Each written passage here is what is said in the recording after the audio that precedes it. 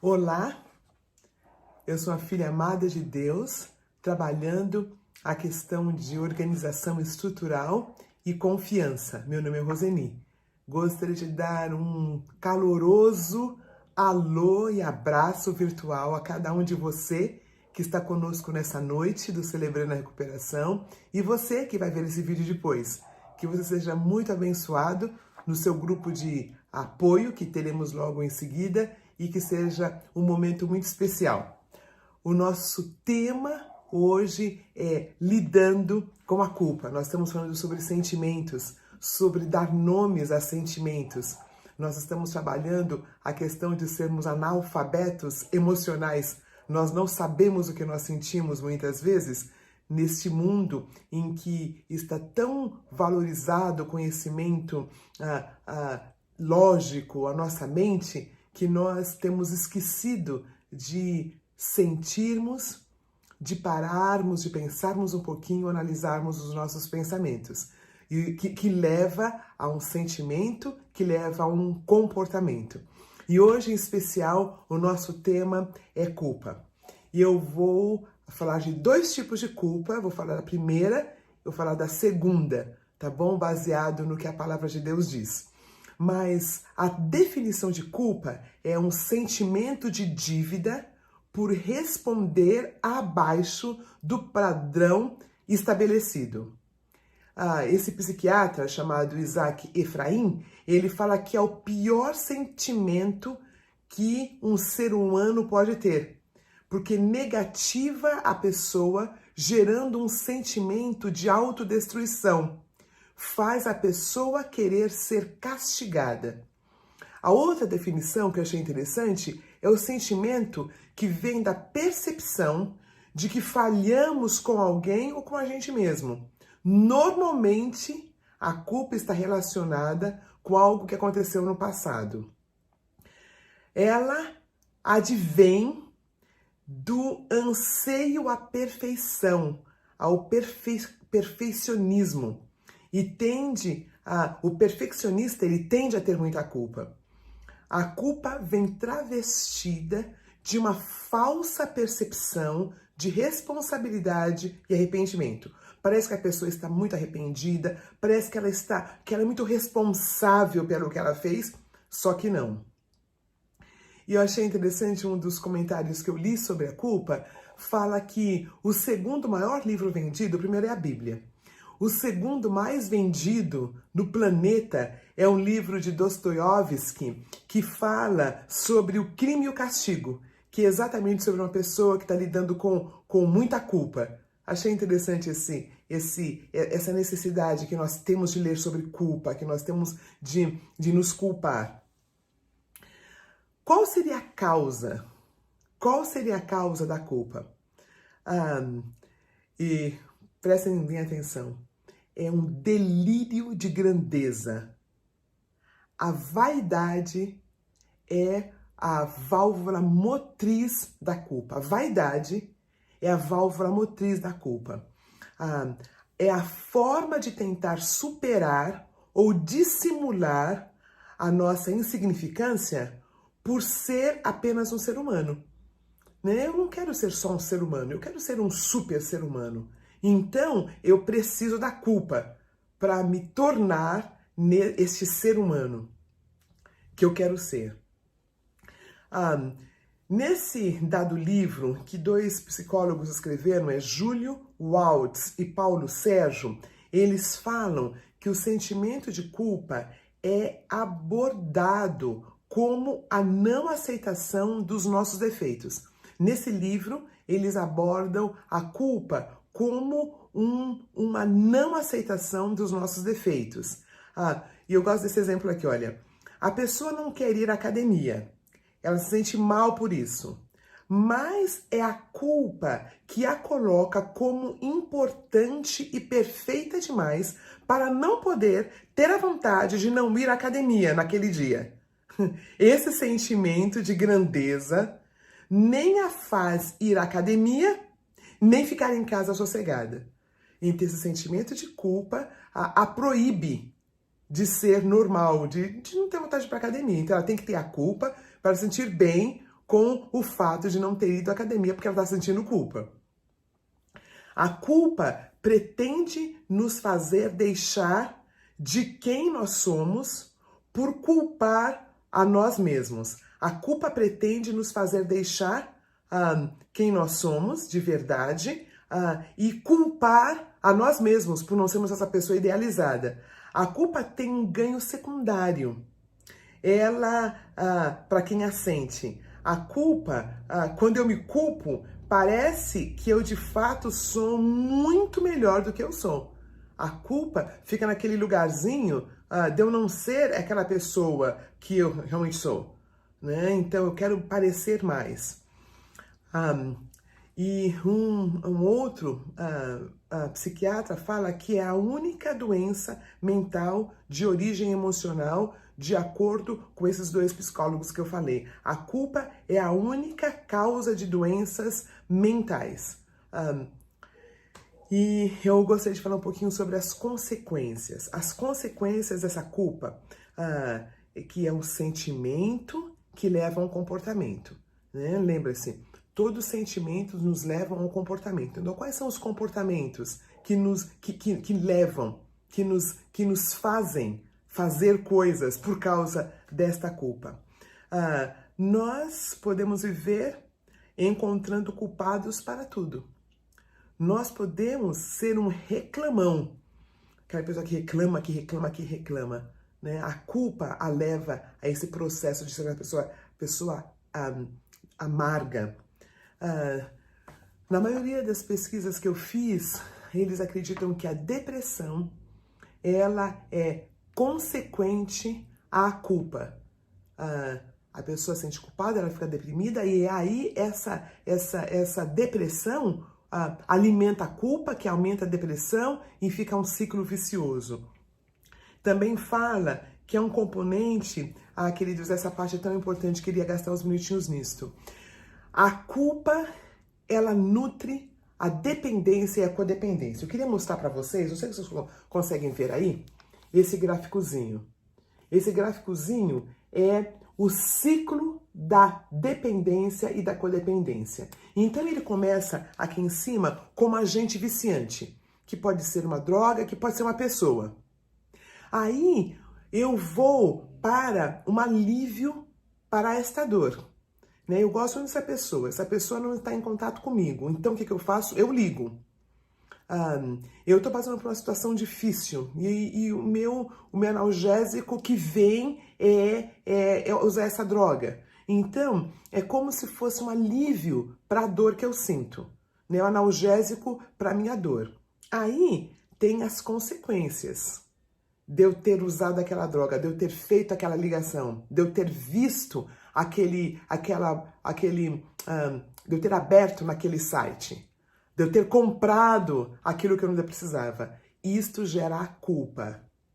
A culpa me leva a uma dor, porque eu fiz aquilo, que me leva de novo ao agente viciante. Então, olha, agente viciante, né? Esse relacionamento que leva a dor, que leva ao meu analgésico, de preferência, se é a droga, ou se é uma pessoa, se é compras, se é pornografia, se é masturbação, seja lá o que for. Aí eu tenho as consequências, né? As consequências de ter usado aquela droga, de ter tomado todo aquele álcool, ingerido todo aquele álcool, fico bêbado. Aí eu tenho essa culpa. A culpa é a válvula motriz da dependência e da codependência. Se tira a culpa, eu desarticulo todo o processo de dependência e codependência. Então, nós podemos dizer que um dos resultados, uma das consequências da culpa é eu ficar presa no meu ciclo viciante. Aí, queridos, eu gostaria de ler um trecho da Palavra de Deus, que fala sobre o que eu vou chamar aqui é o que Paulo chama. Ele chama de tristeza segundo Deus. Ele não usa a palavra culpa, ele usa a palavra tristeza segundo Deus. Eu gostaria de ler com vocês Segunda carta que Paulo escreveu aos Coríntios, no capítulo 7, e vamos começar a ler do versículo 8. Segunda carta de Paulo aos Coríntios, capítulo 7, versículo 8. Ele fala assim: mesmo que a minha carta lhes tenha causado tristeza, eu não me arrependo. É verdade que a princípio eu me arrependi, pois percebi que a minha carta os entristeceu, ainda que por pouco tempo. Agora, porém, eu me alegro, não porque vocês foram entristecidos, mas porque a tristeza os levou ao arrependimento. Pois vocês se entristeceram como Deus desejava, e de forma alguma foram prejudicados por nossa causa. A tristeza, segundo Deus, não produz remorso, mas sim um arrependimento que leva à salvação. E a tristeza, segundo o mundo, produz morte. Vejam o que esta tristeza, segundo Deus, produziu em vocês. Que dedicação, que desculpas, que indignação, que temor, que saudade, que preocupação, que desejo de ver a justiça feita. Em tudo vocês se mostraram inocentes a esse respeito. Esse texto de Paulo fala sobre a verdadeira culpa, vamos dizer assim. Porque aquela é uma culpa inflacionada, é uma culpa que leva à morte, é uma culpa que leva à doença. Essa tristeza, segundo Deus, sobre a qual Paulo fala, nos aproxima dele. E o exemplo que eu tenho aqui é do filho pródigo. Quando ele vai embora e passa por os perrengues todos, ele volta e ele fala: eu pequei contra Deus. Ele não ficou lá junto com os porcos, lerê, olha pra mim, sou um culpado, olha que estúpido, tinha a casa do meu pai com tanta coisa. Percebe a diferença? Ele volta, ele reconhece que ele pecou contra Deus. A tristeza, segundo Deus, nos aproxima de Deus, assim como aproximou o filho pródigo do pai dele, que é o exemplo, que é a figura de Deus. A tristeza, a culpa direcionada para a maneira certa, nos leva ao arrependimento. A culpa, primeira sobre a qual eu falei, endurece o meu coração, porque na verdade eu só utilizo daquela culpa para continuar a fazer o que eu faço. Eu estou focada em mim mesmo, eu não estou focada no meu poder superior. Então, quando eu estou de fato tendo essa tristeza, segundo Deus, a culpa certa, eu estou indo na direção do arrependimento. Uma outra característica dessa tristeza sobre a qual Paulo fala, segundo Deus, é que nos leva à cruz do Calvário e nos declara justos. Agora, pois, já nenhuma condenação há para aqueles que estão em Cristo. Quando nós estamos em Cristo, quando Ele é nosso poder superior, não há condenação. Não há condenação. Eu estou limpa, eu sou declarada limpa. O meu pecado foi pago na cruz do Calvário. Não tem culpa nenhuma. Isto é libertador, queridos. Isso nos dá o fôlego de vida. Não tem nada naquela listinha que diz: você me fez isso, fez aquilo outro. Está pago, está limpo. A tristeza, segundo Deus, ela não nos vitimiza. Porque a culpa, aquela primeira sobre a qual eu falei, me torna vítima. E eu fico me maldizendo, eu fico me chamando de nomes.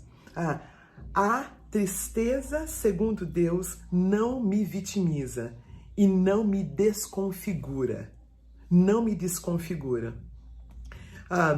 O sexto ponto é que ela não nos condena. E o exemplo que eu quis usar aqui para vocês, queridos, para nós, é a mulher que foi pega em adultério.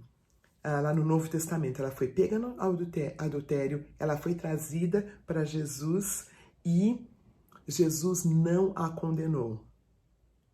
Aconteceu um processo dela ser encontrada em adultério e ela ficar ali com todo aquele povo olhando para ela com aquele olhar de desrespeito, com aquele olhar de culpa, Alguma coisa aconteceu ali. E quando Jesus a olha, Jesus fala, ninguém te condenou? Nem eu te condeno, vai e não peques mais. A tristeza, segundo Deus, sobre a qual Paulo fala aqui, ela levou Pedro a se arrepender. A tristeza, segundo Deus, ela nos leva ao arrependimento, enquanto que a culpa nos faz ficar mais envolvidos no pecado, mais envolvidos na nossa área de recuperação. A tristeza, segundo Deus, nos fortalece, nos dá dignidade. E o exemplo que eu queria usar aqui foi a mulher no poço, a mulher samaritana, né? Ela estava com cinco homens lá, né?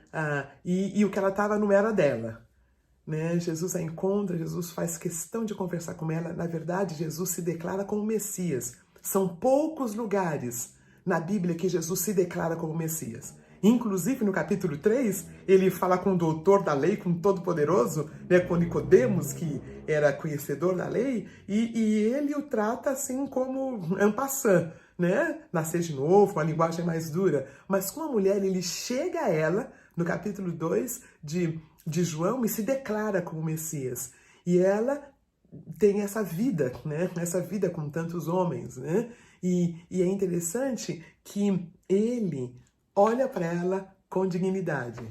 Ela tá lá ao meio-dia, é um lugarzinho assim, sabe? Para as mulheres faladas, né? Ele fica ali no baixo do sol e ele a trata com dignidade. Aquela mulher, quando o reconhece como Messias, ela vai até a cidade e traz muita gente. Ela traz muita gente. Eu acho que ela é uma mulher muito bonita, uma mulher muito digna, na verdade, que a conversa que ela tem com Jesus é uma conversa de uma teóloga, onde que é para adorar, onde não é, ela conhece a palavra de Deus, ela conhece os profetas, e ela vai, ela é olhada com dignidade.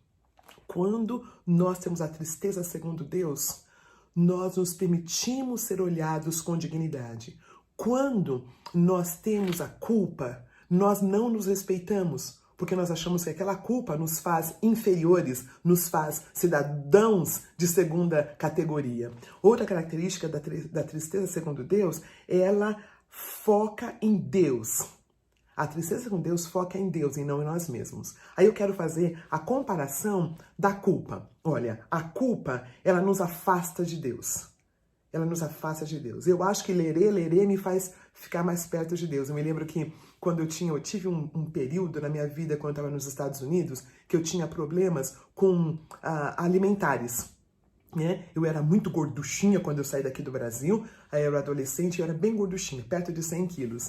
Cheguei lá em Los Angeles e eu descobri que as mulheres eram magrinhas, né?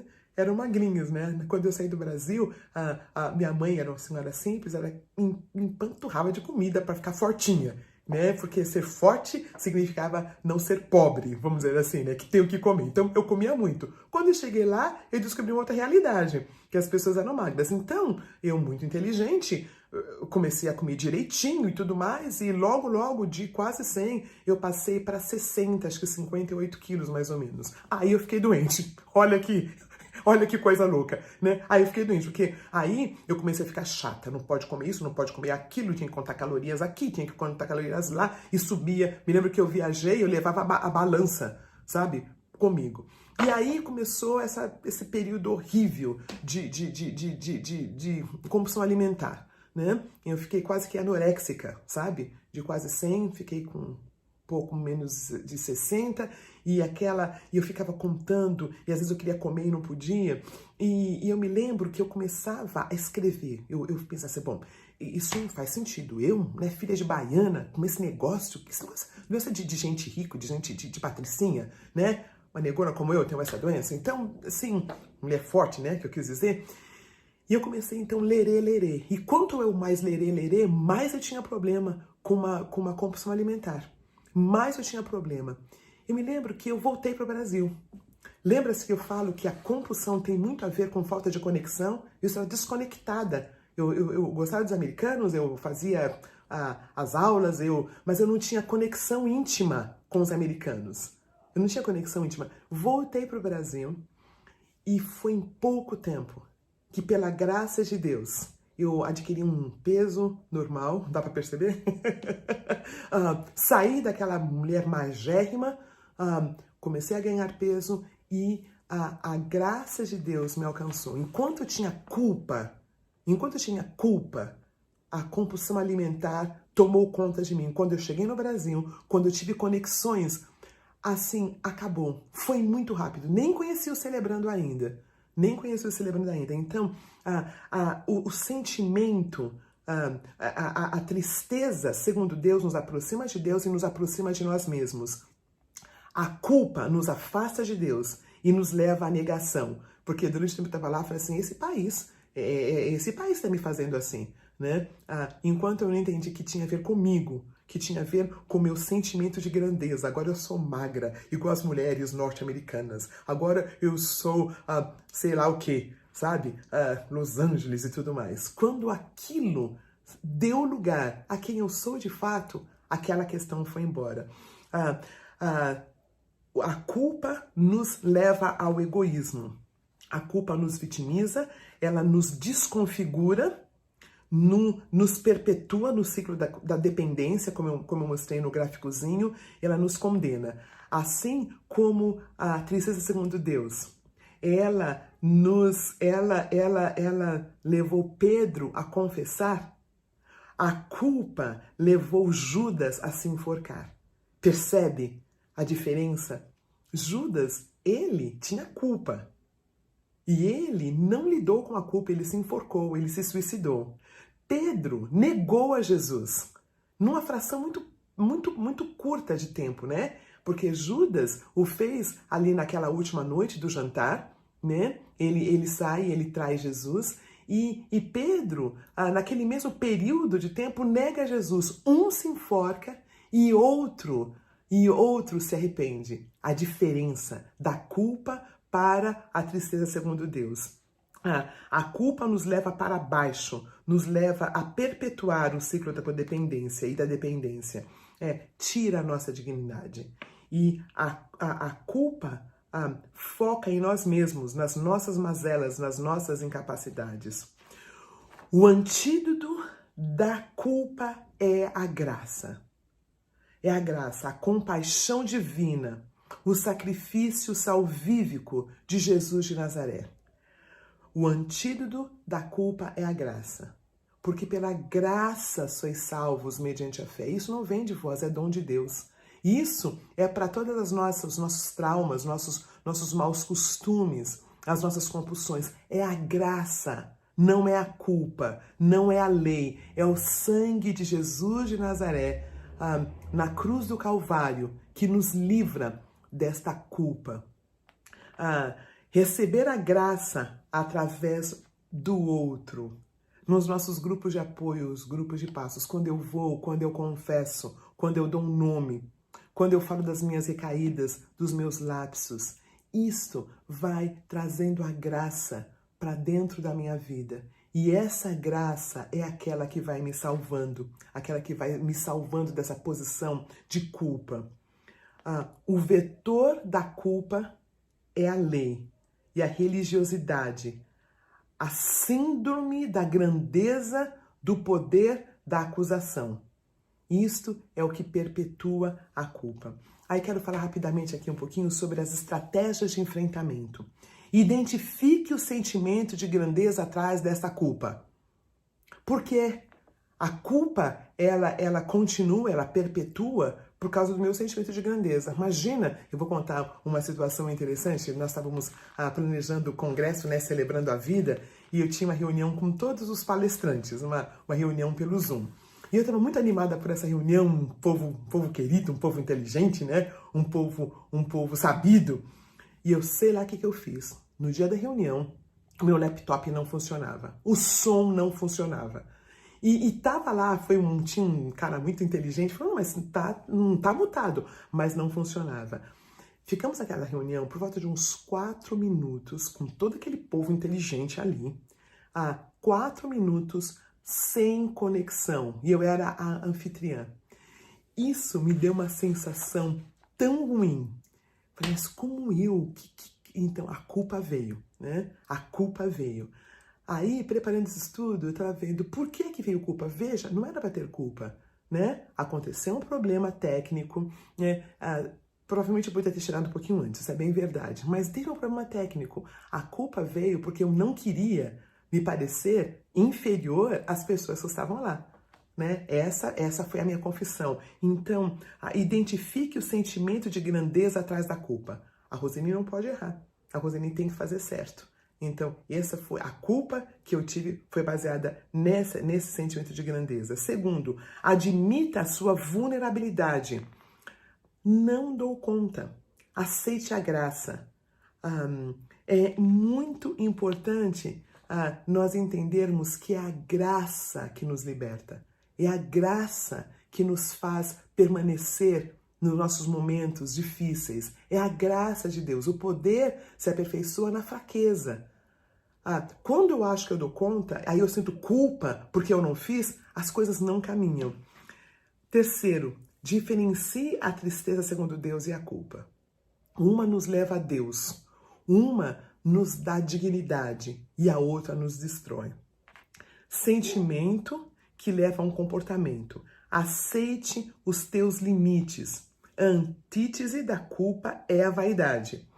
Quanto mais a pessoa acha que é poderosa, mais culpa quando ela não consegue ser perfeita ela tem. Quanto mais poderosa ela acha que ela é, mais culpa ela tem. Outra sugestão, analise a situação. Compartilhe com a pessoa de confiança. Partilhe em seu grupo de apoio. Seja lá a situação pela qual você tem culpa, compartilhe com seu padrinho. Compartilhe no seu grupo de apoio. Compartilhe no seu grupo de passos. Porque à luz de uma outra pessoa, de um irmão, de uma irmã, você vai receber essa graça que Deus quer dar. Eu não estou dizendo que você vai se sentir inocente de algo errado que você fez. Nós vamos ter a convicção de algo de errado que nós fizemos, mas ela não vai nos consumir. Ela não vai ficar naquele lerê, né? Não vai nos levar a nos enforcar, como fez com Judas. Vai nos levar a confessar 3 vezes, como Pedro fez com Jesus. Analise a situação, compartilhe, veja a sua parte de erro. Normalmente, quando nós temos essa tristeza segundo Deus, tem uma parte do erro. O filho pródigo, ele errou em ter saído de casa, em ter esperado que o pai dele morresse, né, quando ele pede a herança. É claro que a mulher que foi pega em adultério, ela foi pega no adultério, né? E tanto que Deus a perdoa e fala, não faça mais. Então, veja, houve coisas erradas. Há coisas erradas quando nós temos esse sentimento de tristeza, mas nós reconhecemos a nossa parcela e nós pedimos a graça de Deus para aquela área. Faça a reparação necessária. Ofendeu alguém? Pegou algo que não foi teu? Faça a reparação. Quando nós fazemos essa reparação, o outro não tem poder. E aceite o perdão divino. Aceite o perdão divino. Quando nós nos culpamos, é quando a gente acha que a gente vai dar conta. Eu dou conta do meu pecado, então eu fico sem dormir, e eu fico me martirizando e fazendo a vida do outro também inferno, né? Fico fazendo a vida do outro inferno, porque quem tem um sentimento de culpa, ele contamina tudo, né? Ele chega com aquele peso, a gente sente o peso no ambiente, né? Agora, a pessoa que tem essa tristeza que vem de Deus, ela é leve, ela pode, deixa eu contar para vocês uma outra história que eu achei tão linda, é de uma ativista que ficou presa durante muito tempo, ela era uma negra, ela ficou presa durante muito tempo porque ela queria um certo direito e as pessoas da cidade aprenderam. Quando ela sai, ela tem um amigo branco, que ela está desfalecida, ela está com muita fome e ela tenta entrar em um empório para comprar alguma coisa. E no que ela entra, ninguém vai ajudá-la e muito pelo contrário, vem um cidadão armado e atira. Conforme ele atira, esse homem branco se coloca na frente e ela é esfacelado, ele morre ali. E é tão lindo ouvir dessa mulher, né? É tão lindo ouvir dessa mulher. Ela fala, eu reconheci o que ele fez, mas eu continuei eu fui capaz de continuar vivendo, apesar dele ter morrido. Porque o que acontece? A culpa poderia ter consumido essa mulher e ela poderia não viver a vida que esse homem permitiu que ela tivesse, né? Esse branco que morreu no lugar dela, permitiu que ela vivesse. Mas a culpa poderia consumi-la e ela poderia não aproveitar a vida que Deus deu para ela através da morte daquele rapaz branco. Eu acho essa história muito linda. Culpa nos paralisa e não nos faz viver. Culpa nos paralisa e não nos faz viver. Então, vamos viver essa vida que Deus tem pra gente. A música que a gente vai ouvir é Dos montes corre para o mar, teus rios de amor por mim, eu abrirei meu coração deixando tua cura entrar. Me alegro em te pertencer, levantarei as minhas mãos. O teu amor me cura. O amor de Deus, a graça dele nos cura. A pergunta morte vai ser: qual é o sentimento de culpa que tem me consumido, me desconfigurado, que eu quero confessar? Quando eu confesso, quando eu dou o nome, a culpa vai diminuindo. Eu tenho 2 avisinhos para dar para vocês. Primeiro são o nosso Celebrando Kids. Se você tem criança de 8, de 9 anos em sua casa, veja aí, entra no nosso site e veja o endereçozinho para eles poderem partilhar. E o último aviso é sobre Celebrando a Vida. É o nosso congresso que vai acontecer em novembro, dia 20 e 21, e as inscrições estão abertas e seria muito legal ter cada um de vocês conosco. Nós vamos ter assuntos muito interessantes, nós vamos falar sobre o racismo, que eu contei, faz parte dessa situação, desse workshop que vai ser partilhado com 2 mulheres queridas. Nós vamos ter nós vamos também falar sobre a base, a gênesis da compulsão. O querido Nelson e Rosvita vão estar falando sobre a dependência química. Nós vamos ter como implantar o Celebrando Kids, como implantar o Celebrando Teens, né, com as suas equipes. Então, nós vamos ter uma festa, queridos. Vai ser um tempo muito precioso. Você pode se inscrever no Celebrando a Recuperação.org. E eu esqueci. Mas dá uma olhadinha nas nossas mídias, tá? Quem sabia, vai estar escritinho aqui essa semana. Dá uma olhadinha nas nossas mídias e faça lá a sua inscrição. Você vai ser muito abençoado. Não é só para celebrante e não é só para crente, tá bom? É para todas as pessoas que querem conhecer um pouquinho mais do processo de recuperação e que estão abertos a conhecer Jesus de Nazaré. A nossa oração essa noite é que você seja cheio, repleto da graça de Deus. E que a culpa que vem tentando acabar conosco, ela não tenha lugar num coração cheio da graça do nosso Senhor Jesus Cristo. A graça não nos dá oportunidade para libertinagem. Não é porque eu tenho essa graça que eu continuo pecando. É muito pelo contrário. Essa graça é grátis para mim, mas custou o sangue e a vida de Jesus de Nazaré. Mas esta vida eu vou viver, igual a mulher negra, que acabou vivendo pela morte do homem branco.